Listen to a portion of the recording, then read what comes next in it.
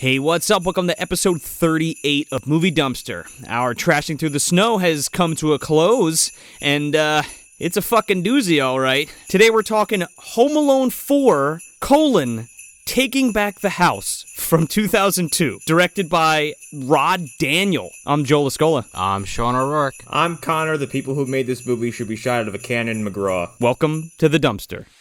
You! Hello, Marv. What? Long time no see. Huh, kid? Is that the prince? No, that's Kevin. Kevin, Vera, Kevin.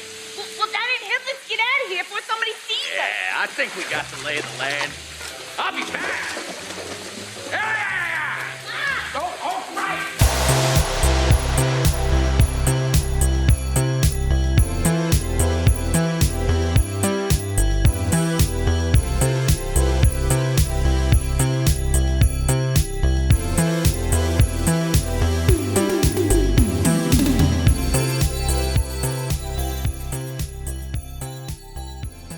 Or, they could be shot out of a custom bar that spins, Connor. We could do that also. Fucking Young Frankenstein, anyone? Home Alone? Home Alone 2, anyone? Home Alone 3, anyone? Home Alone 3 was more original than this movie. Sure was. At least it wasn't fucking Kevin. Okay, I know last week I said, hey, what's the worst movie we watched? And we bring that up every now and then. And we've watched some real trash. What we haven't watched is something as so utterly soulless and empty and vapid and just completely without inspiration. Even movies like The Dark Forest, which, you know what, to the directors and people in that movie, I sincerely apologize if I bother anybody with things I said about that movie. Hear, hear. At least you guys tried. Devon's Ghost, you tried. Kurt Wimmer really liked making Equilibrium. I'm sure deep down Uwe Boll thinks he's making art. Sure, whatever. This movie is nothing. This movie is a empty vessel. It's like looking at a cadaver waiting for it to do a fucking cartwheel. This movie fucking sucks. It's pretty fucking terrible. I don't care. Don't give me the excuse that this is made for television, because it was, for the ABC Family Network. You're taking a property. I mean, we've already got Home Alone 1 and Home Alone 2. Macaulay Culkin has waved bye-bye a long time ago, and we had that new kid for 3, which is whatever, But with this film... we also had Baby's Day Out. Don't forget Baby's Day Out. Also a Home Alone film. Yes, it also... Oh, yeah, that's right. That's the prequel. But this film, I just don't understand what the fuck these people were thinking. Like, yeah, okay, it's a cash grab. Fine. But Jesus Christ! I want people to sit and think about when they say that everything in theaters in the current slate and climate of major movie releases is just soulless cash grabs, because those people have not gazed into the abyss long enough to see what is truly a worthless grab at fucking a few extra bucks to relaunch a franchise. Darkness has a face, and it's Home Alone 4. Yeah. This movie is so fucking bad, and I know we're going to get into it, but, I know we keep reiterating, oh, it sucks, and this movie sucks, and blah, blah, blah, but, it is something to fucking behold. My jaw was on the fucking floor the whole time.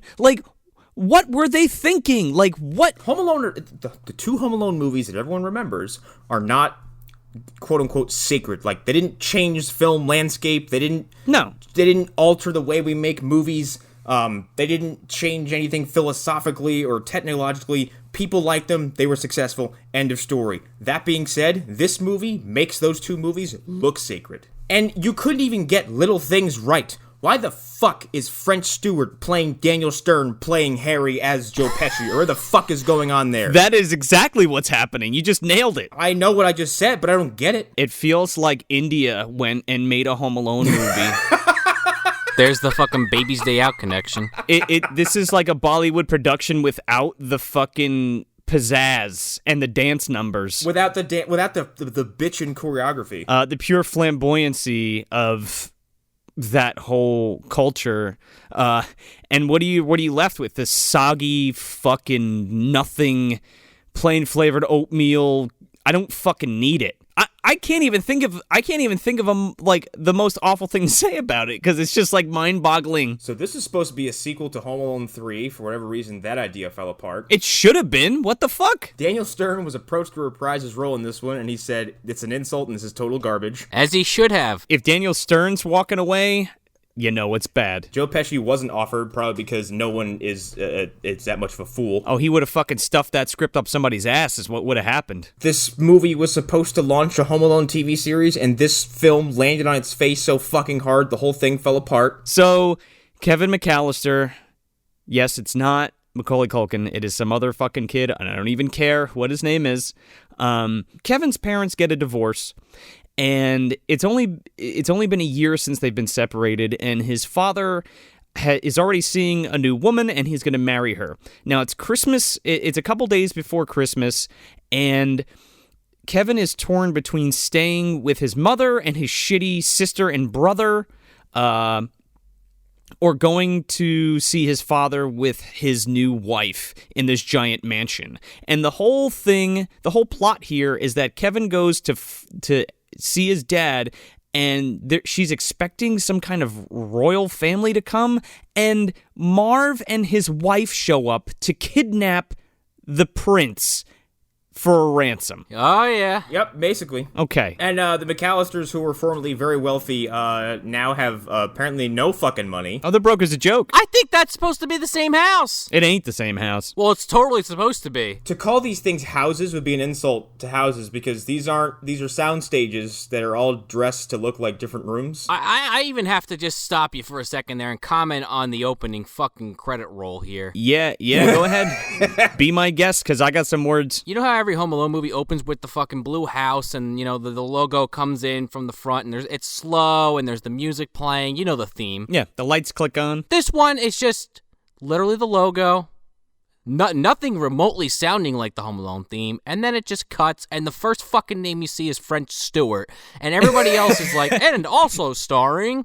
Like, how is French Stewart your top-billed actor? I'm sorry, the guy sucks. And then everybody changed the fucking channel. That's what happened. Well, French Stewart was the top-billed actor because he was, in fact, the top-billed actor in this movie. This movie's full of fucking nobodies. French Stewart is the most recognizable person in the movie. His fucking wife is one of the aliens in Galaxy Quest. I think the one that gets with Monk. Holy shit. Oh my god, she is. This logo comes in, and it's like...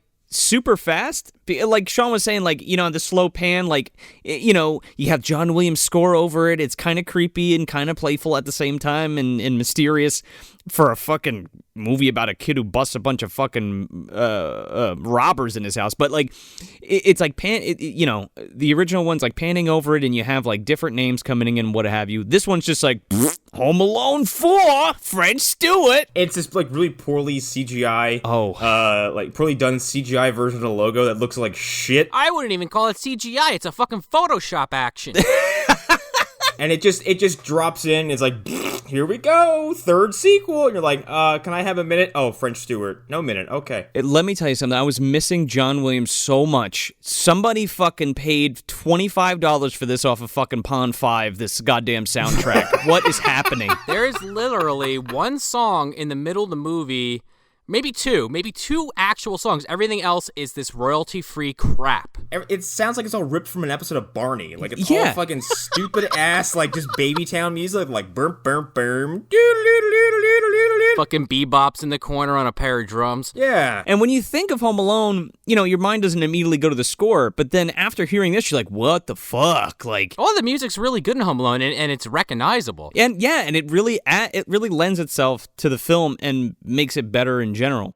The music in Home Alone is, like, surprisingly dark at times. You're like, this is actually setting up some kind of sense of foreboding. Like, this is kind of good. And there's very recognizable stuff. And this movie is just, like, none of it is anything. It's just, like, this might as well be just, like, it might as well be Peanuts noise. It's just, wah, wah, wah, wah, wah, yeah. Wah, wah, wah. You got fucking fart saxophones and shitty piano, electric piano. Or, like, a subtitle at the bottom of the screen says, like, insert score here. And, like, another shitty Jingle Bells rendition we'll get to. Oh, my God. It's not as bad as Holiday Switch, but it's fucking bad. So as we kind of talked about, the McCallisters, their house, even though I'm pretty sure it's supposed to be the same house, but it's totally not. It's much smaller on the inside. Sure is. And who are these people? Okay? We're thrust into this world, and it's like, hi, I'm Mrs. McCallister. I'm not Catherine O'Hare. Hi, I'm Buzz, but I'm fucking 9? Yeah. I'm Buzz, but I'm 50 pounds lighter, I'm a foot and a half shorter, and I'm much younger than I should be. Yeah. Hi, I'm Kevin, but not Macaulay Culkin, I guess. And then the sister is Who Could Care, because, like... Oh, man. Is she supposed to be the girl that was in Step Kids, that was in the Home Alone, the first one? Well, she's Megan, the one that in the first movie is like to Buzz, I'm worried about Kevin. You think he's going to get in trouble? And he's like, that little wipe, he can't tie his shoes. This time he caught it in the butt. Yeah, and Kevin is supposed to have two other... a brother and a sister, Big Pete from Pete and Pete, and that other blonde chick, the Les Incompetents chick. What, did they die in a car crash and they left that plot point out? I guess. No, they were pulled back into the Speed Force or something. I don't fucking know. Who cares? This is the direct result of John Hurt meddling with the fucking... Oh, this is time travel 101. Don't fuck with what you should not fuck with. This movie is Flashpoint. This is the combination. This is where it all has been leading up to. This is John Hughes Buchanan's formation. This is a hell of a last episode for the year. Yeah. He is literally like, you know those old Warner Brothers cartoons where the fucking Bugs Bunny or Daffy Duck are getting like drawn, shit's getting drawn around them, they're getting fucking beat up. This is literally John Hughes Buchanan on like an invisible swing in the sky, like, how can I fuck this movie up worse? And he's like rewriting it as it's going on.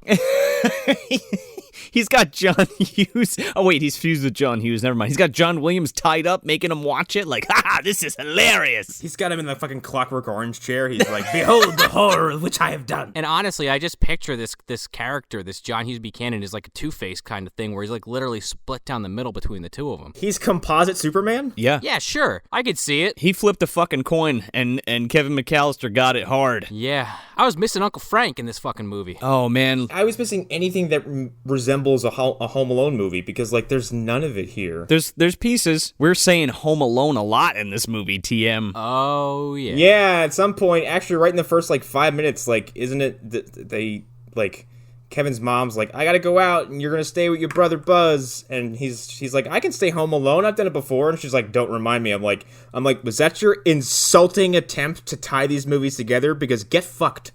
Not only that, you're reminding me of the movie that's like 9,000 times better than this that I'm gonna turn off and put the fucking VHS in. I was watching this, and one room away, I can hear Ashley and Dean watching Home Alone 2 simultaneously as I am suffering through this piece of shit. So I can actually hear the better movie coming through my walls. That's like lying in your bed by yourself listening to two other people fuck. Like, that's basically how I feel about this movie. You pathetic laying in your fucking bed, and two other people are having such a good time with each other, and you're a fucking piece of shit. And your eyes are just you're just wide-eyed staring at the ceiling. Yeah. Just like timing, like, when will this end? I was just sitting there waiting for like the actual actors to show up and to show these people how it's fucking done. Yeah. Because like the way some of these lines are delivered, I'm just like, Catherine O'Hara definitely would not have said that like that. Like, Kevin McCallister, he definitely would not have said that like that. And then I realized this is a folly. This is a waste of time for me to say this, because I've been saying it the whole movie. Yeah, I did the same thing, unfortunately. And it's like, not unfortunately, but like, I couldn't help it, but at the same time, it was like we've already said, like, it doesn't even make the effort. No, and I think some of the lines in this movie, and I'm not going to get too specific because it's very far and few between, are actual lines I feel like those characters would deliver, but they're delivered like they're reading it off a teleprompter. Yeah, I mean, it is a made-for-television movie, but like... No, yeah. It's just unacceptable. It's unacceptable. Yeah, but like, made-for-TV... there are some entries in made-for-TV land that set a standard for what made-for-TV movies should be, and I'm just gonna go one of my favorites, which is Fire in the Sky. Yeah, oh, absolutely. Look at fucking HBO. HBO is essentially a TV network that delivers like fucking big-budget TV shows, and this movie is like from 2003. Like, it's not even from that long ago. No, it's like... It might as well be a couple years ago. You know what I mean? No, and the thing that kills me is, and not to say this movie's amazing, but the guy fucking directed Teen Wolf. Yeah, what the fuck with that? Not making Teen Wolf out to be this amazing film, but I enjoy that film. No, it's enjoyable. It's fun. It's a classic. You know what I mean? It's not fucking Casablanca, but I like it. Another weird Joe Pesci connection with that.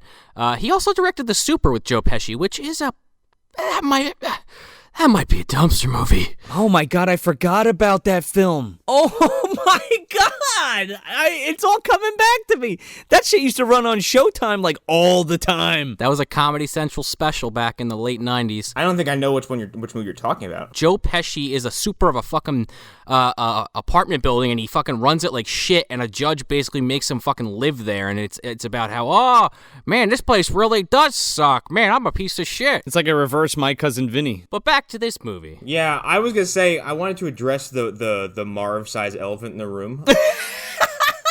Because, like, when we actually... this is a very, very confusing thing, because French Stewart is playing Daniel Stern's character, Marv. Now, yes, Daniel Stern and Marv and French Stewart do not look alike in real life. However, in this movie, Marv is dressed and characterized like Harry. But we keep talking about fucking Harry. But we keep talking about Harry, and people keep calling this person Marv, and I'm like, that's not Marv. I don't care what this movie's telling me. That's not Marv. I don't know, man. I feel like he was playing Marv pretty hard. It was just way too over the top, even for fucking Marv. It was way too over the top, and whoever wrote this made Marv way too smart. I mean, what are we doing here? John Hughes Buchanan, man. Yeah. This'll be great. He'll dress like Harry, but be Marv, but actually be French Stewart. If you just gave him a beard and lost the beanie, problem solved. But you couldn't even do that. But he's wearing the same coat and scarf. Was this like a Dan Aykroyd and Casper situation with the mustache? Or, let's get a little bit more current, Henry Cavill and fucking Batman vs. Superman? Or whatever the fuck movie it was. See, I didn't see either, so I don't know. Can we just CGI the coat out and the beanie?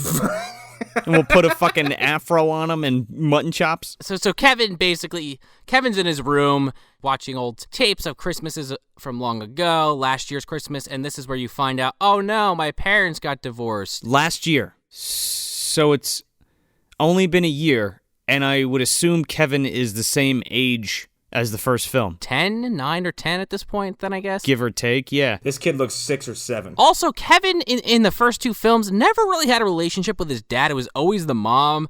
And for some reason, this movie just decides, hey, what about the dad? Yeah. I was like, yeah, that's something else to think about, because, like, his mom was always the one who made the effort to go fucking search for him, without, no stone unturned, like, running through New York like a mad woman. Yeah.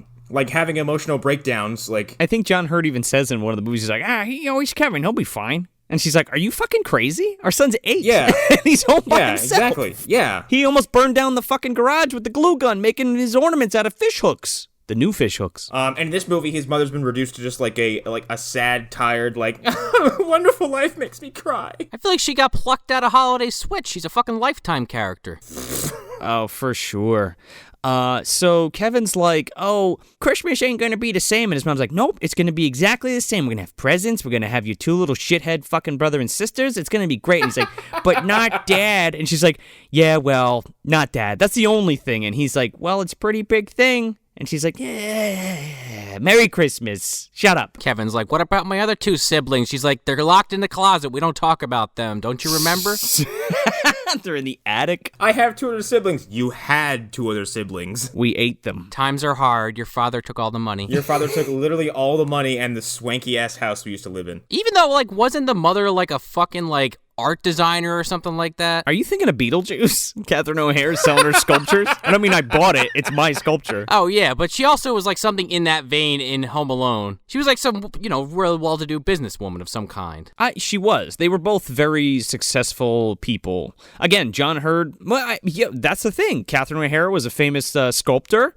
Because she divorced fucking Jeffrey Jones, and John Hurd, he got huge with his photography. He went from Chud. Makes sense to me, man. It all makes sense. See, it all fits. Are you telling me that John Hughes Buchanan plucked Miss Dietz from the Beetlejuice timeline and put her in the Home Alone timeline? Is that what you're telling me? No, she met John Hurd of her own accord. That's just the movie's. Sequentially, that's what happens. Now, keep in mind, we're talking about 2 different people here, folks. It's John Hurd and John Hurt. Yes, John Hurd, R.I.P., and John Hurd, R.I.P., actually. But John Hurd is the father from Home Alone, and he is the main guy in Chud. Also, the last time I saw him was in Would You Rather. Oh, thank God he was in that, because the last time I saw him was in a Sharknado. Oh, no. And I was like, John, come on, dude, go out with some fucking dignity. So, good. I'm glad that he got to share some screen time with Jeffrey Combs. It's pretty fucking good. Yeah. Yeah, Megan and Buzz. I mean, Buzz always sucked, but apparently Megan sucks now because they call Kevin downstairs, and he gets all excited like, oh, my siblings, they're gonna play with me, and they trip him and they fucking tackle him and start like beating on him. And the mom comes in, she goes, kids, you're so rough with Kevin, but I love you anyway. No, his mom comes down tripping on lithium. She doesn't give a shit what's happening. She's like, oh, you abusing Kevin again? I'm going to the store. Bye. They're like physically abusive instead of like, they gave Kevin a hard time, especially Buzz, but like they're like physically hurting this child. Dude, no, like this whole montage when like Kevin's by himself with Buzz and like Buzz is being like, yeah, you really loused up my night, Kevin. Yeah, like he's psychologically bullying this kid. He's preventing him from doing chores. I'm like, this kid sucks. And why isn't he being punished? The thing is, like, his mom is, like, fully aware that Buzz and Megan are pieces of shit and treat him like garbage, but she doesn't care. No, she thinks it's funny. She's like, well, Kevin, that's what you get for maxing out your dad's credit card that one time. Yeah. You spent $785 on room service? Oh, Buzz even makes a thing. He's like, remember that time you fucked up my room? And I'm like, no, we don't, because you're not fucking 18. How fucking dare you? You're not 17 with a fucking tarantula and porn and nudie mags in your fucking chest. Shut up. Oh my God, that's right. Buzz was like an adult. Yeah, he was a fucking teenager, man. He was like an older, he was pushing 20 somewhere, right? 18, 17, 18? He had to at least be like in high school. Yeah, I think he's the eldest child of the McCallisters. Yeah, but not this like shithead 11-year-old. You know what? Fuck me.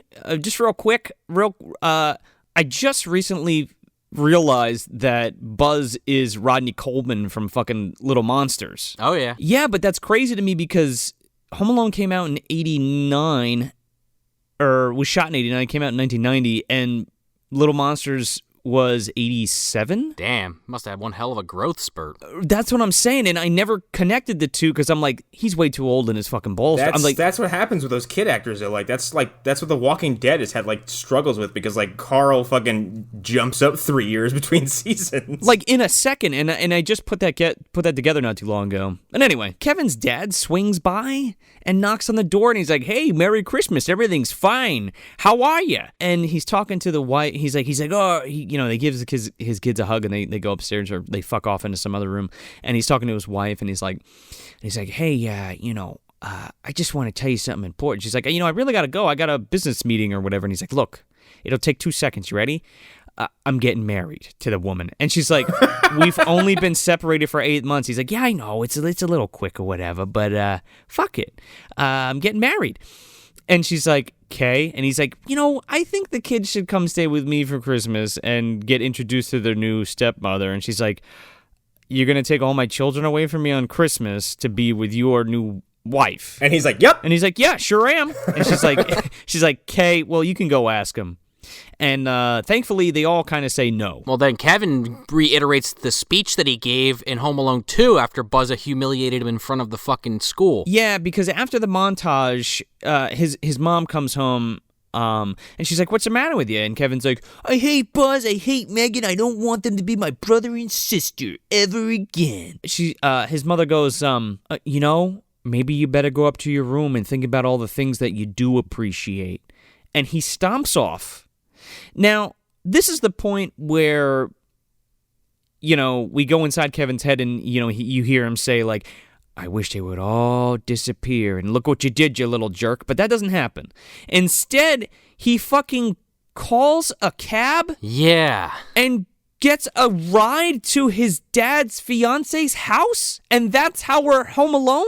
But not really, because he's never actually alone. He's always home alone, quote unquote, with somebody else. He even says that before. He's like, "Don't leave me home alone with Buzz." And it's like, you're not home alone, you're with Buzz. So this kid, throughout this whole fucking movie, is never left to his own devices in a house that's unoccupied. Also, how does he know where to tell this cab to go if he's never met this woman? I don't know. Go to Natalie's house on the speed, on stat. He's like, oh yes, Miss Natalie, the rich white woman who lives down the street. He pulls his fucking piggy bank out, and he gets a ride from this Russian cab driver, and he's like, is this the place? And he's like, yep, that's it. Giant fucking mansion where my dad's living or whatever.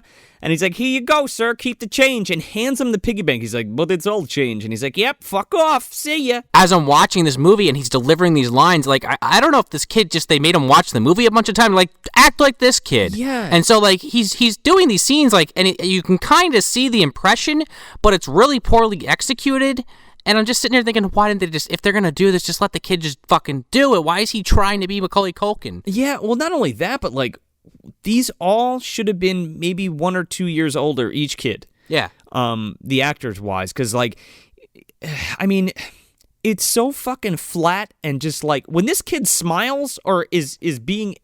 or having a good time, he looks like he's having a fucking aneurysm. He literally goes, His fucking eyes roll in the back of his head and he's fucking flailing all over the place. Like, what the fuck is happening here? no, he dials it up and he does that kind of that annoying, like, yeah, and I'm like, this isn't Kevin McCallister. The Culkin, he didn't take extreme pleasure in, like, his small victories like this little shit stain does. Like, this kid stops to vamp and laugh at every like, small win he gets. Not to keep calling back to the first movie, but, like, Kevin has, like, intelligent lines of dialogue. Like, the kid is hyper aware of what's going on. Yeah. And he almost converses with everybody like he's an adult. And that's like one of his major character quirks. Well, but it has to be that way. Yeah. Yeah, because in the first movie, like, his mom's like, why don't you go upstairs? Like, we're going to go upstairs and we're going to talk about what you just did. And he's like, we are upstairs, stupid. Yeah. Like, or gives, like, rationalization to things like, whatever his isms are with, like the lady at the grocery store or the woman, or when he walks into the fucking pharmacy and he's like, excuse me, ma'am, can you tell me if this toothbrush is approved by the American Dental Association? That's a fucking great gag, because he's like 8. Yeah. That and the way he defends the building in Home Alone 2 is like, is military level planning. Like, he has that entire building strapped down for a defense strategy. And at the end of it, he's like, and the backup plan is to get out of the building, call the police, tell them the guys have a gun, and then make sure they get arrested. Exactly. Or, like, even the little pep talks he has with himself. Like, this is stupid. I'm hiding under a bed. I'm not a wimp. I gotta protect the house, Yeah. And in this, he's like, I didn't do it. Oh, I'm a child. It was somebody. It was robbers or whatever. And it's like, shut up. It's almost like this movie is somewhat more believable, but, like, way worse because of that. Yeah, because you don't need realism like that. Like, like, especially when it's a kid. I guess my main point is Kevin needs to be relatable, and he's just not at all. Like, 0%. No, he's a one-dimensional dumb kid. No, and this dumb kid gets out of the cab, and you see as he gets out that fucking Marv is just parked in front of this mansion, and no one fucking calls the police or goes up to this car and says, hey, what are you doing here? Nope. No, he's just there with apparently his wife Vera. Is this Sonya Blade? Is that Sonya Blade? No, this is one of the aliens from Galaxy Quest. Oh. Yeah, it's the one Tony Shalhoub crushes on. Oh. What's her name? Missy Piles. Oh, yeah, I didn't even fucking... I thought that was Sonya Blade the whole fucking time. I know we've talked about, but, like, imagine being someone who has no idea of the trivia or background of this movie, and, like, transitions over to French Stewart dressed as Harry, and someone goes, Marv! They would go, what the fuck? Yeah, and be like, is he supposed to be Joe Pesci? And be like, no, his name's Marv. Who? What? But yeah, he's parked outside, and don't they have some speech about how his burglary days are over, and now he's into kidnapping? Oh, yeah, and he also implies that his wife was a prostitute, but he cuts himself off, like, mid-sentence on that one, I guess. And then they keep talking about the plan, and she's like, oh, you mean Harry's plan? And he's like, no, not Harry's plan, my plan. I'm the boss now. We cut it off with Harry because he always got me locked up in jail or something. Let me tell you something. Harry's fucking rich right now because he dropped your ass. Harry, not only that, but Harry has been absorbed by Marv, and that's why he looks like French Stewart. Wait, they did the fusion dance? Yo, he did the fusion dance, and that's what you get. You get French Stewart when you merge Joe Pesci and fucking Daniel Stern. I would pay top dollar to see Joe Pesci and Daniel Stern do the fusion dance and say, fusion, ha! their fingers together. You know, John Hughes Buchanan, they went through this horrible fucking, combination. They went through, like, some acid bath to fucking be combined, and they were like, you know what, we're not going to make Harry and Marv go through that fucking torture. We're just going to have them do the fusion dance. It's going to be nice and clean. But, like, they missed a step, so it's like the fat version of Gogeta or something like that. That's how you get French Stewart. Yeah, exactly. They took him to fucking Freakland and spread the fucking sludge on him from Elijah C. Scott. They fucking slimed him with Zygrot 24, and he became French Stewart. That's how I think John Hughes Buchanan happened. I think French Stewart is just legitimately, fusion dance straight up. But I could go for either one of those scenarios. They all sound pretty good to me. Does that mean Vera's married to two men? I was gonna say though, if for the sake of argument that Harry and Marv were put together via Freaked, I'm just assuming Harry is just like on Marv's chest, like the guy from fucking from Total Recall. Oh my God! Open your mind to me, Marv. Open your mind to me, Marv. You just hear from his stomach, frickin', fraggin'. Marv, what are you doing? Marv, Get the gun. that's the one, Marv. That's the silver tuna. Harry's got a little arm with a mini pistol like Santa Claus from Christmas That Almost Wasn't. He scratches Marv's ass with his little hand. Oh my God! Jesus Christ, better movie. Better fucking movie. Mutant Marv and fucking Harry. Home Alone 6, Rise of the Mutants. Please, I'll pay for that one. So Harry, Jesus Christ, Marv. See? It might as well be Marvy Lime. Harvey Leachant. Yeah, so he's like talking to his wife, and he's like, yeah, we're gonna go in there and we're gonna steal the prince because the prince is coming or whatever. Is this the first you hear of this like whole royal subplot where he's like, yeah, we're gonna kidnap the prince? I was like, the prince of who? Yeah, the prince of what? And they're just like, oh, the royal family, and they never tell you where it is. I mean, it could be fucking India, it could be Africa, it could be Britain. Who fucking knows? The royal family is this movie's MacGuffin. I'm convinced. Yeah, pretty much. It is though, because you get faked out like 3 or 4 fucking times, and then it actually happens, and you're like, oh, there's the MacGuffin. Yeah, this is where they talk about it. He's like, I'm into burglary now. He says, I'm in 3 words, kidnapping. I was like, the Maltese Falcon physically appears at the end of this movie. So Kevin, he goes up to this fucking mansion. It's like the beginning of the Fresh Prince, and he knocks on the fucking door. Let me tell you how about I ate Kevin McCallister. Fucking Eric Avari, of all people, answers the goddamn door. I felt so bad. Who I would say should be the top billed actor in this movie because right. like his resume is pretty staggering as just stuff he's been in. Well, this is a comedy, and so that's why we're pushing French Stewart, but goddamn, I feel horrible for this guy. He's like a classically trained actor, man. And the only one in this movie who's like giving a performance that should tell you he's giving at least half of the shit. Oh, he cares, and his character's on point. I mean, he plays the best butler you ever seen. He plays old man Marley. More or less. He might as well be that character. Yeah, kinda. Merged with the turtle dove lady? Yeah. There's a whole lot of merging going on in this fucking movie. Everybody's fusion dancing like crazy. Well, Kevin, he goes in the house with Prescott, and there's this sexy music playing because Peter, fucking Kevin's dad, Peter, and his new wife-to-be are just like in another room, like ready to fuck. And then Prescott's like, Kevin McCallister's here? And they're like, oh, okay, we gotta welcome him. And Natalie looks super pissed about him. Peter's just like fixing his shirt, like, Kevin, good to see you. And she's like, yeah, kids. Ugh. She's kind of okay with it for a little while. What the fuck is with the writing for Natalie? Because like every 2 scenes, she switches from being someone who like is entertaining the idea of like welcoming Kevin to her life, and then 2 scenes later is like, my material possessions.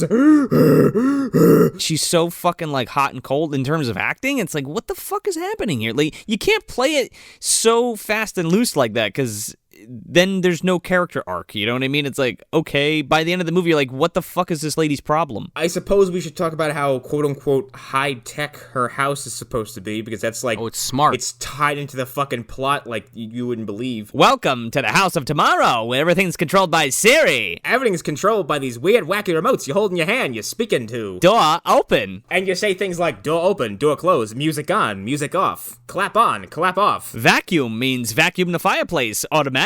Yeah, but it's not really that advanced. It's just no. Everyone has these fucking these like yak backs they just speak into, where they're just like They just say something and then it happens. Like, this is one of those eerie things because it's like, that's how it is now. yeah, you just talk at everything. You talk to your fucking game consoles. You talk to your fucking electronics and they do things for you. Your your smart refrigerator, for fuck's sake. But this house it's supposed to be a big giant mansion. You only ever see 1 or 2 rooms. And it's this ugly shade of gray and white. It just looks like it looks like a room that hasn't ever been touched by a decorator or anyone who has a sense of style. No. Like, if this is how Natalie lives, like, she is a deeply sad person. Except for the super high-tech gaming room that Natalie has for some fucking reason. Oh, you mean the special guest room, Connor? You mean the blank check room? Fucking A. Mr. Macintosh foot the fucking bill for this one, I'll tell you what. Yeah, like, so Kevin's at this house, and, like, he's just hanging out, and I can't remember exactly how he gets introduced to this room, but, yeah, they're like, hey, here's your special guest room, specifically designed for 10-year-old boys. Here you go. Well, because she's trying to buy this kid something serious. But, like, see, that never fully comes through. Like, we're going to touch on that in a second, like, the whole divorce thing that we seemingly forget about until, like, the middle of the second act. You know, she's trying to win him over or whatever, and she's, like, happy to have him at the house and, like, giving him all this shit like it's no big deal. Kevin is making this disgusting breakfast after it's brought to him by the maid, Molly. Let me tell you about these fucking shots, okay? You know what you shouldn't do for a Home Alone movie? Handheld, because we're holding this camera and we're fucking rushing up to this little kid in his face when he's screaming and stuffing his fucking mouth full of French toast or whatever the fuck that is, crepes or whatever she made him. And like, we're doing this like a bunch of times throughout the movie with these shitty transitions with like zigzags and shit. It's so fucking amateurish and like totally doesn't fit what we're trying to do here whatsoever. Tonally, it's fucking jarring, man. And the edits, my goodness. They're appalling. It's fucking abhorrent. Like, shit, we're running out of time. Just take this handy cam and get something. Because there's, like, shots that clearly have, like, a crane and a dolly or what have you. But I feel like those particular shots, they just shot everything they could within those rooms in that day, like, and, like, throughout the whole movie. Like, different parts of the script in the same fucking room with that equipment because they only had it for a day. Because everything else, I believe it, looks like fucking shoddy as... This is a perfect example of shooting things on different days and then your edit gets totally fucked up because somebody didn't put it together right or schedule it right or what have you. And it's like blatantly apparent in this. I mean, among a laundry list of other just like production sins, basically, is what I'll call them. More or less. I mean, the only thing that's consistent is the lighting, and it's fine. Which is, it's fine because it's just like, this movie is one color for 90 minutes. It's just round, you know? And I would also like to point out, this is one of many montages, the first of many that we're going to be seeing.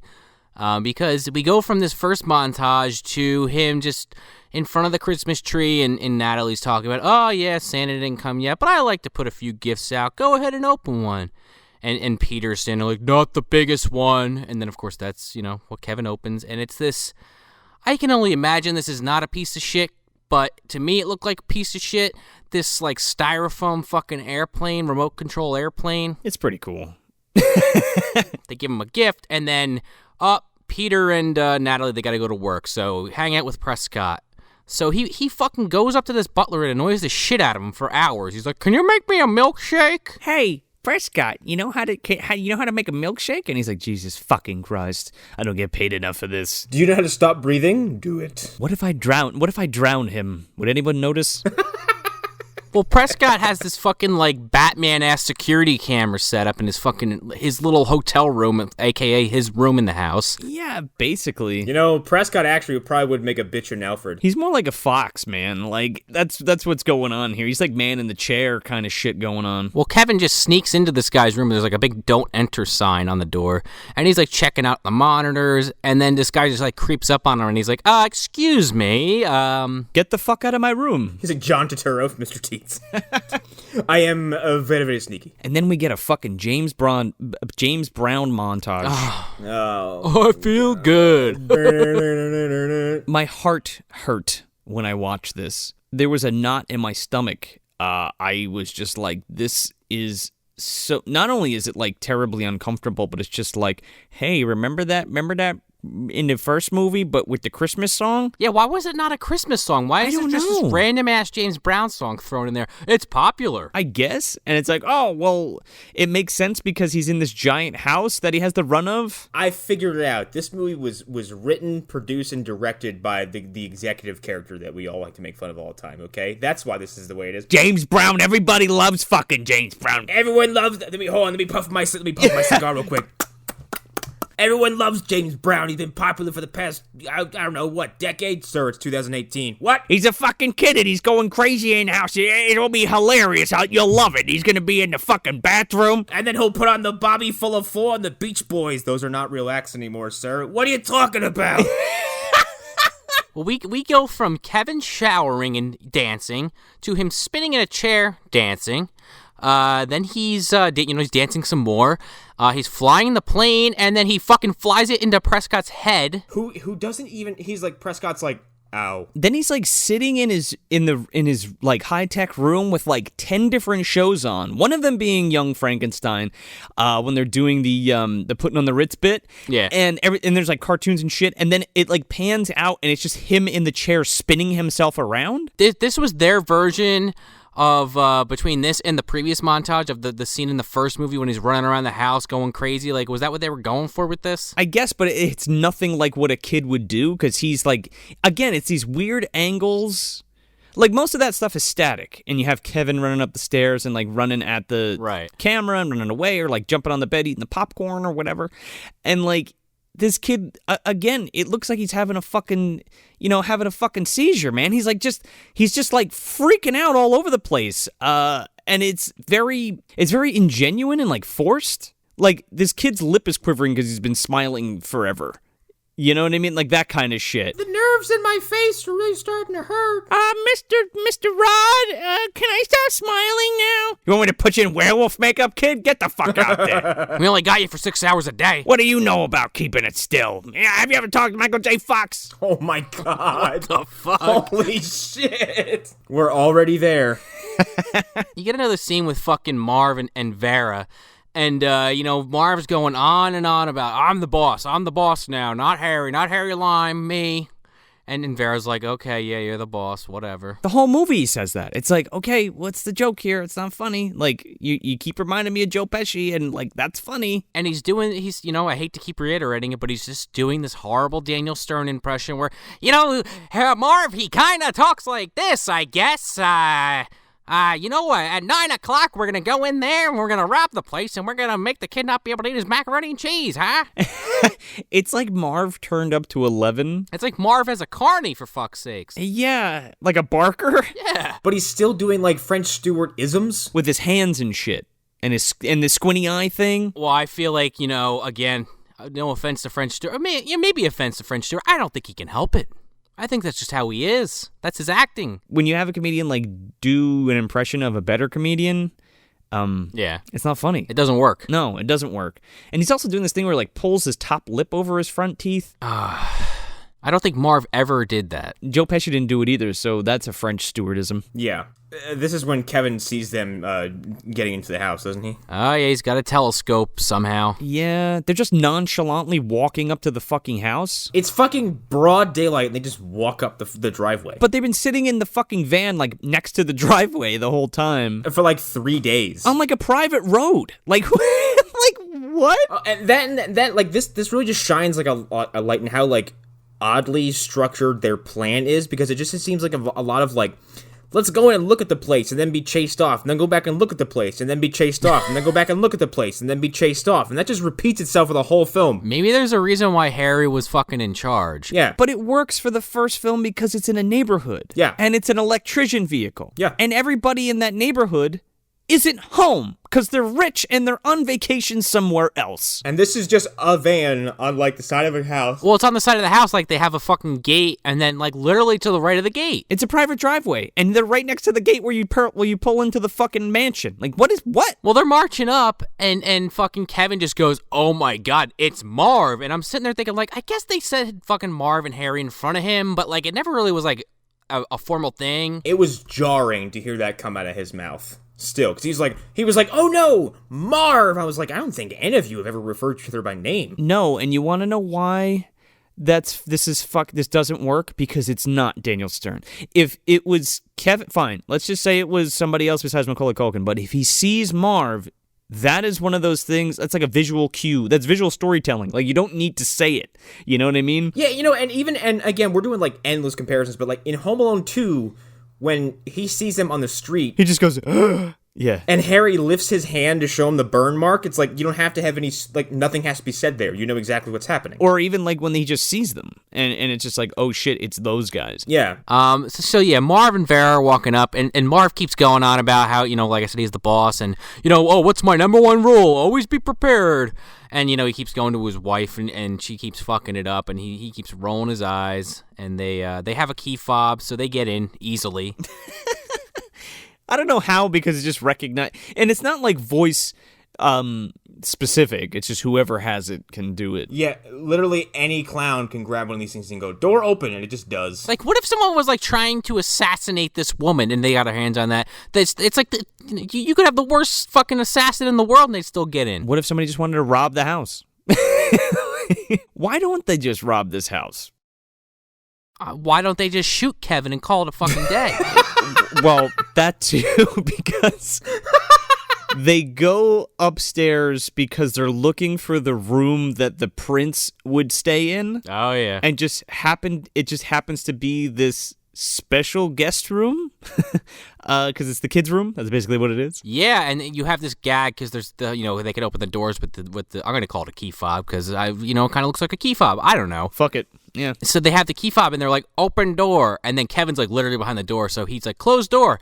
And it fucking whacks Marv in the face. I can't call this guy Marv. I'm sorry. It whacks French Stewart in the face. Oh, it's French Stewart, all right. Yeah. And so Kevin runs off into this fucking giant bathroom, I guess. Yeah, like Kevin like lures him into this bathroom, which we saw in the montage is like this insane shower that looks like it's more of a car wash than a shower. There's a huge ass bathtub, like Connor was just saying, and then there's this shower off to the side. So for some reason, Kevin fills this bathtub all the way to the top in the matter of about 30 seconds, and hides in the shower where you kind of can't see him. I thought this was gonna be, get out of here, you little pervert, or I'm gonna smack you silly, but it wasn't. Oh, 100%. But I was waiting for it. I was like, all right, they're gonna pull that fucking gag, huh?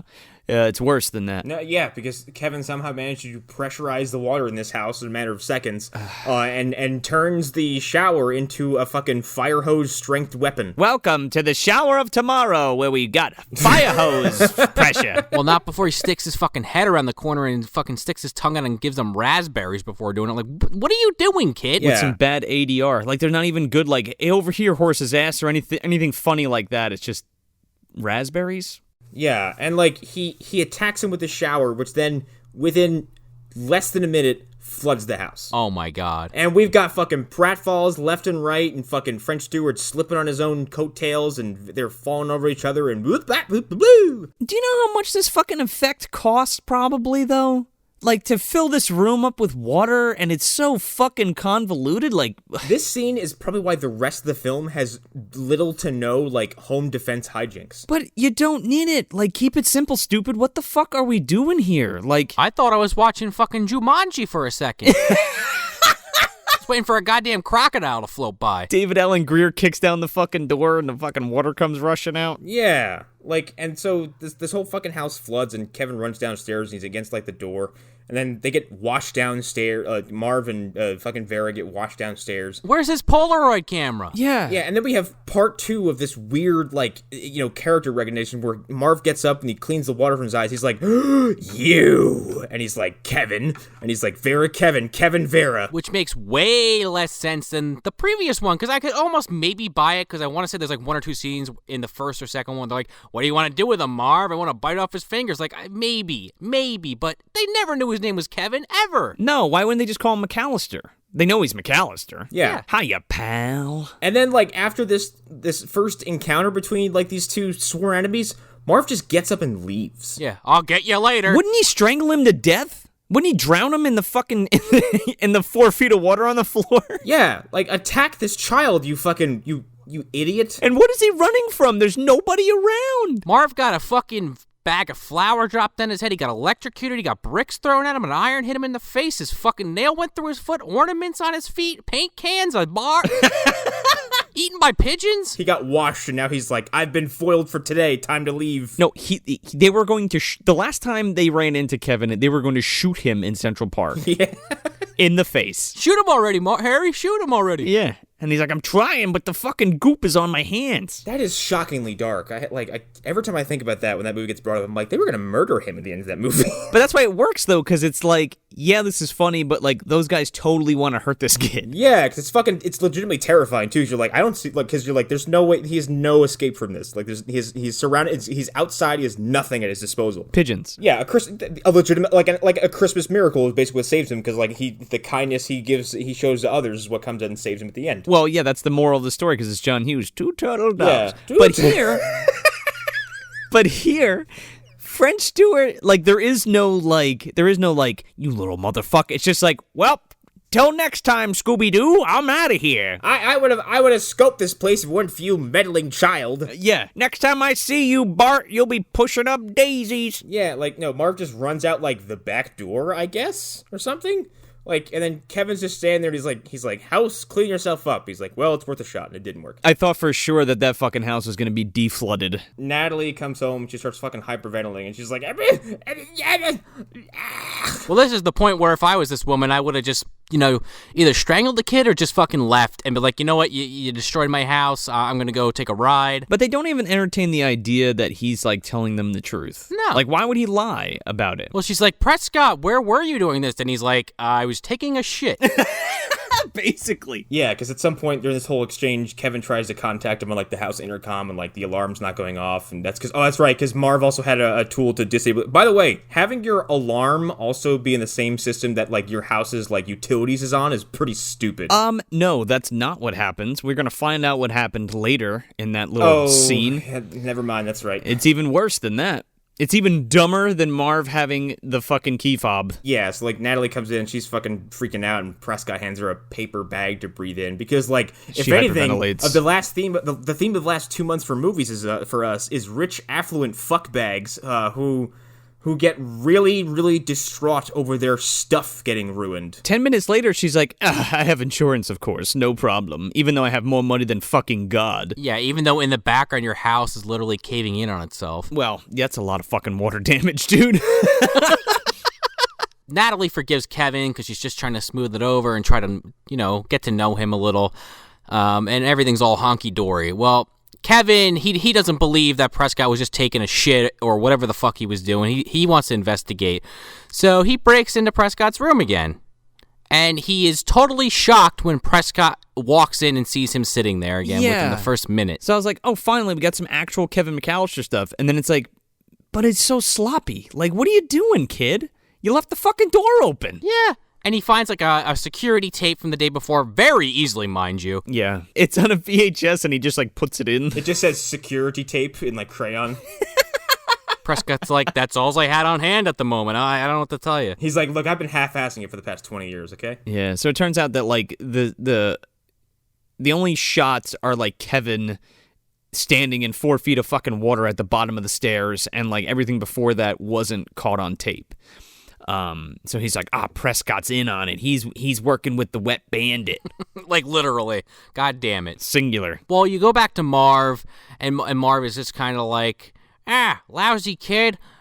He's a lousy kid, man. That lousy kid. It's like, all right, we get him, Marv. It sounds like French is, like, ad-libbing, because he's like, that Kevin McCallister gave me scars last time I saw him. Remember that? When he did stuff to me? You know what? If this movie had entertained the idea that, like, Marv was traumatized by all the shit that Kevin did to him, it might have, like, a bit of a comedic edge where he looks like grabs Vera. He's like, do you know what he did to me? Do you have any idea what he did to my body? Like, well, Daniel Stern did that fucking video that was kind of playing up that idea a few years back. I don't know if you ever saw it. Yeah, I remember that. I've never seen that. He's basically in front of a camera and he's going, "Oh, Harry, the kid's after me." He's in the house! I've seen the unofficial Kevin McCallister return where it's like, it's Macaulay Culkin doing he's like an Uber driver, and he's just detailing the events of the first movie to a complete stranger. But from the perspective of an adult, he's like, I was 8 goddamn years old, and they just fucking left me there. Don't quote me on this, but I want to say that the thing Daniel Stern did was like a direct response to that video. Oh my god! Did you guys see the Google thing that he just did? Yes. That was great, man. And it's all like he's on like a marketing tour of some kind. He did the Angry Video Game Nerd. He did an episode in Mike and James Monday. They played the fucking Page Master. Yeah, my buddy Justin and Tony did that, produced that. Fucking awesome. Yeah, pretty cool. But yeah, no, we don't get any of that good shit in this movie. Marv just runs back to his fucking van with his tail tucked between his legs. Molly is the other help in the house. She kind of shows up and gets Kevin out of trouble. Or something. Yeah, or something. For reasons. You're just like, why do you like this child right now? Well, it cuts back from Marv after him and his wife are basically arguing to, the scene previously with Now, the butler, like, hey, what did I say last time? Like, you can't be coming in here. And that's when Molly, like, knocks on the door, and she's like, oh, Kevin, why are you in here? And, she leads him off, and you get this shot of Prescott, like, looking all pissed off. And then, I don't know if it's this scene or something in this time frame, but there's a clock wipe at one point, and then they're trimming the tree. This tree being, like, this kind of, like, big, colorful thing in the middle of this white fucking, like, sterilized room is really strange looking, because it's just a shot of this one staircase. We see the entire film. It's the main hall of this quote-unquote mansion. And you just see people walking up and down these stairs for most of this film. And then Kevin and his dad, like, run down the stairs to this Christmas tree. It's like, that is the most colorful thing in this whole fucking room. There's nothing on the walls. No. Well, and this is where we get that Jingle Bells song. Yeah, and how have these people ever decorated a tree before? Natalie clearly hasn't. Because first of all, they're not even like going around the tree. They're just like throwing garland on the front of the tree. Everything is going on one side of the tree. One corner of the tree is getting decorated. And it's just really fucking bad. But like, this is that scene where, like, Natalie's having a good time. Like, we don't know it yet that she's a fucking bitch. Like, that's why it doesn't make sense. You know what I mean? No, and that's why from scene to scene, she's a different character. Like, one scene, she's like, oh, Kevin, she's kind of being, like, kind of manipulative and shitty to him and being extremely materialistic. And then sometimes she's like, okay, I like this kid. Yeah, but it's like, it's literally split down the middle, because for the first half of this film, she's nice. And then for the second half, she's not. And I'm like, that doesn't make any sense. It's like completely opposite. Her personality shifts on a dime and stays that way. Yeah. That's because John Hughes Buchanan just kept rewriting it as the movie continued. He was like, I don't really like the direction of this character. Let's switch it. And then, they'd go about 20 minutes, like, I got to go back the other direction. This is too much. And, It's like a Jerry Springer-esque, like, twist where it's like suddenly someone picks up a chair and hits a priest. You are not the father. She gets a phone call while they're decorating the tree, and you get this information about how, oh, yeah, she parties all the time. And, Mr. McCallister's like, yeah, it's a little beyond me. I like to take it slow. And, then they continue to trim the tree. And you get this, like, sad-ass, like, intercut thing where it's, like, cutting back to, like, Kate McCallister and fucking Buzz and Megan, like, decorating their tree. And they're like, man, Kevin always puts the star on top of the tree. And then I give him a wedgie. And then they fucking all laugh about it. And then his mom's like, yeah, and then it's funny because he gets so upset. And I'm like, you facilitate this shit. What the fuck's wrong with you? Catherine O'Hara's fucking offset, just, like, ready to beat the shit out of this woman. Yeah. Like, not the actress, but the woman that is taking over this role. Yeah. So then we cut back to fucking right after, like, literally right after that, we're cutting back to Natalie's house. And Kevin's like, hey, Dad, how come you split up with Mom? Well, what happened? Did you leave Mom for all this? And he's like, I didn't leave your mom for Natalie. But I found a fucking golden goose, kiddo, so I wasn't going to pass that shit up. I was already rich, now I'm mega rich. I added a 0 to my bank account. So then he lifts a couple zeros. So he lifts Kevin up. He's like, come on, we're going to put the star on. He lifts Kevin up and he hangs the star in the middle of the tree. Do you know how bad that irked the shit out of me, that they just, like, hung it in the middle of the fucking tree? I'm like, that's not where that goes. No. It's because Daniel Baldwin handed them the script and they read fucking 2 pages ahead and I'm like, it's not going to really matter anyway. Fuck it. the tree's fucking 20 feet tall, so we'll just hang it in the middle. Yeah, that and the next morning, Peter and Kevin wake up and realize that, like, Natalie has her own tree decorating people who come and just decorate the tree. And these shit stains came in and were like, well, the tree's already decorated, clearly by someone who wasn't us. Let's just redecorate it. Yeah. See, that was fucked up too, because this is where Natalie starts to show her true colors, because she comes down and she's like, oh, it's not a big deal. Like, you guys did it, and like I forgot to tell the people to decorate it every year to not do it. She shows her true colors in the matter of days, and fucking Peter's been dating her for like 8 months, and then all of a sudden it's like, oh wait, you're kind of an asshole. We're about to get married. Yeah, a child is introduced, and suddenly she's like, you know what? Fuck all this. Doesn't she say something along those lines?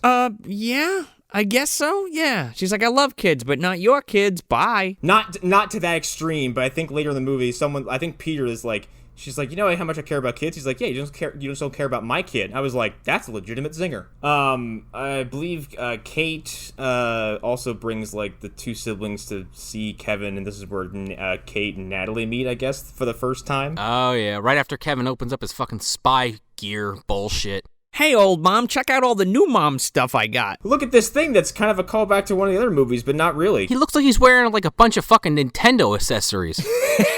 It looks like he's got a fucking Virtual Boy on. The Talk Boy was so simple, too, and, like, that was such an effective thing. Like, we're adding to the fucking equipment. There's, like, a headpiece and a fucking gun thing and a fucking satellite dish. It's like a headset that he wears, and then there's some other, like, little contraptions that come with it that who the fuck knows what they do.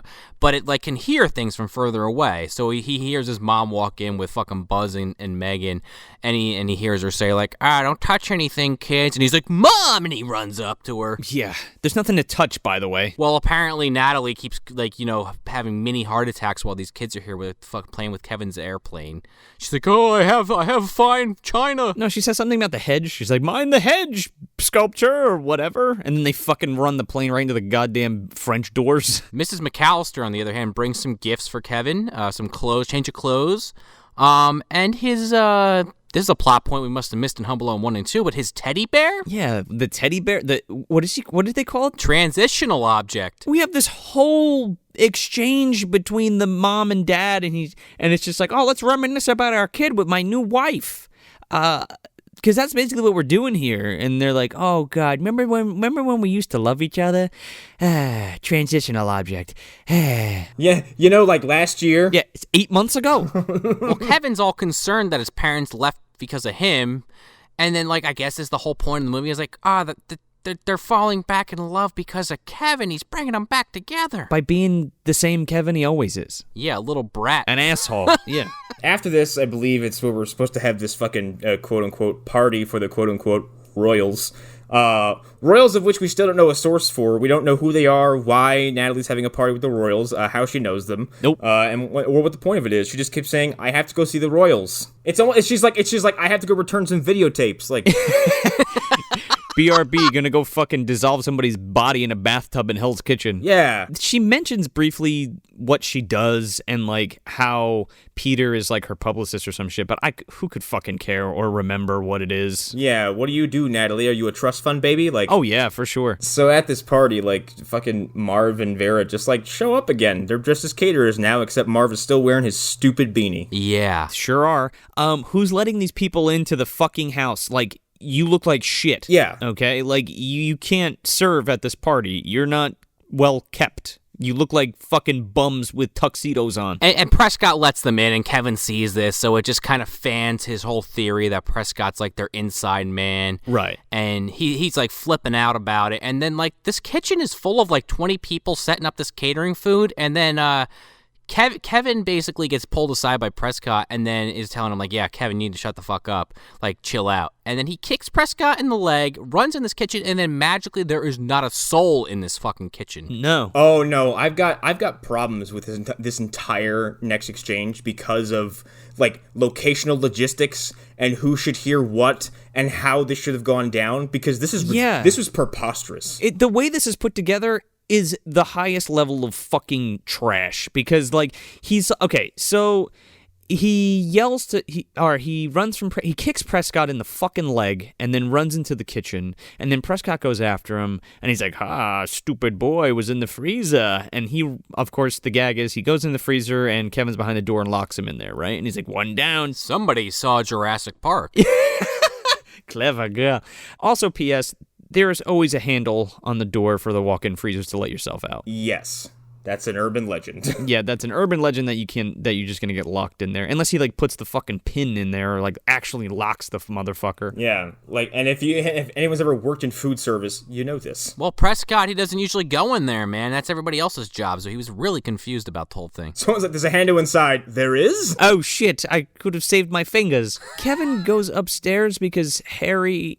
Jesus, fuck. I know, it's confusing, isn't it? French Stewart goes upstairs with Sonya Blade and Kevin follows him up there, and he's like, open door, and the door opens, and he goes in there, and he's like basically telling Sonya Blade like how the plan's gonna go down when they capture the prince or whatever, and Kevin's like outside the door listening with the fucking spy thing. It's like the scene from every other Home Alone movie. It's like when Harry and Marv are talking in the back of the house, it's like they're in the fucking back when they're talking about Robin Duncan's toy chest, except it's like, it's not good. We'll get a bite to eat and come back about 9 o'clock. 9 o'clock. And then the fucking whole plot goes down, right?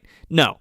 This is fucking French Stewart going into minute evil hand-rubbing fucking detail how he's going to kidnap this child. Complete with full physical demonstrations. Yeah, he's like, first we're going to take this rope, and it's got a fucking grappling hook on it, and I'm going to say open door, and then put the fucking hook outside the door, and then say closed door, and then the door closes, and then I'm going to fucking put him in the sack, and then tie him to this rope, and then throw him out the window. Now get in the sack, Vera. She's like, I don't want to get in the sack. This lasts like fucking at least 15 seconds of just... There's 4 scenes like this. They're just like, you're stupid, get in the bag, you get in the bag, I don't want to get in the bag, you're gonna get in the bag. By the way, this is not Harry's plan. We just need to reiterate that a few more times. Harry's plan wouldn't have went like this, and he's like, I'm the boss now. No, because Harry would have shot fucking Kevin by now, not to keep reiterating that. Harry wouldn't have went into the house and got fucking bamboozled. You know, to be fair, Harry is in the house. Unfortunately, he can't, break himself away from Marv. He's stuck on his stomach. He's immobile. The face is on his chest. Yeah. He's just yelling at him the whole time. He's like, you idiot! He keeps him sedated with like morphine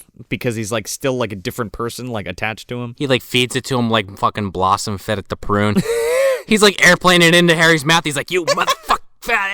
Otherwise, Harry becomes the dominant personality if it doesn't keep him sedated. Exactly. It's like fucking ventriloquist Don Rickles and his fucking ventriloquist dummy hand half-brother from Tales from the Crypt. Yeah, he's demonstrating this plan. It has Vera climb into the bag, and like it's all supposed to like tie in the idea like the door being closed will hold this grappling hook still, so the bag will lower down low enough out this window to drop it into a van or something.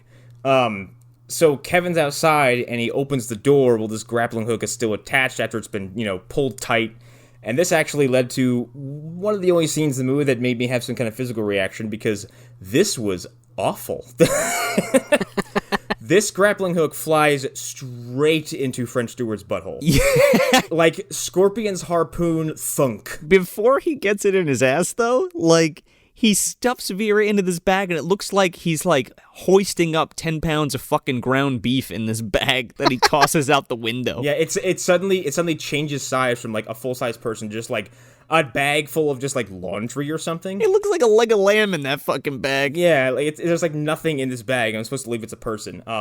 So then this grappling hook hits him right in the fucking asshole, which then drops the bag, which then propels him against the glass window, which then slowly pulls him through the window outside, where he falls about 20 feet on top of Vera. Yeah, sure does. And then Kevin looks out the window and blows yet another raspberry at them. That's just fucking totally ADR'd, and it just is stupid. And then he, like, records them or something? French Stewart gets up and says, shut up, you little moron. And then he tells, like, his wife to get out of the bag, and yeah, he records them like he's got the fucking recorder from the second movie. Yeah. And he's like, I'm gonna use this later. And then French Stewart realizes there's a hook in his ass and just falls over. Onto the hook, and he's like, I need help. And she's like, I could use some help. Cut. You need a trip to the emergency room. That is not coming out with somebody's hand. No. Also, every bone in Vera's body's broken. Oh, yeah. She's...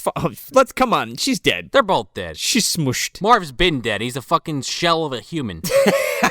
He's like a fucking revenant. Yes, he is. You know, that's probably what it was. He died, and then his soul had unfinished business, and it went into fucking French Stewart, and that's how we got where we're at. Somebody has his pinky finger, and they summon him like the fucking Headless Horseman to go fucking try to kill Kevin. It was Buzz.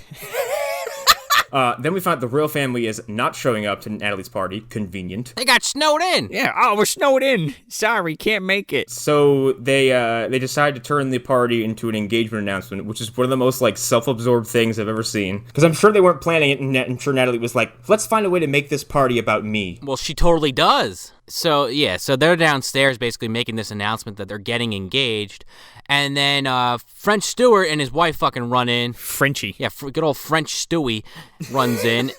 And Kevin, I don't really totally understand this trap, if you even want to call it that. What the fuck was this? It's not a trap, okay? Kevin hits Favre, I'll call him. And then he's on a table when he hits him, so he's standing on one table, jumps across his doorway to the other table where like 2 crock pots full of like, I don't know, fucking custard and gravy. Fondue and chocolate. Yeah. Cheese like, and chocolate fondue. Like, fly into the air and conveniently both land on Vera and Marv's head, respectively. 1 pot each. There's like 10 shots of these pots flying through the air. And I'm just like, why? Where are the 3rd-degree burns? I don't know. Where's any of the fucking peril? Yeah, there you go. There's no peril. I get that it's Home Alone, but this is like fucking even bad for Home Alone. Yeah, but fucking Marv's got an iron mark on his face and fucking cut up feet. Right. And Harry's got his fucking head blowtorched. Like, that's all very real shit.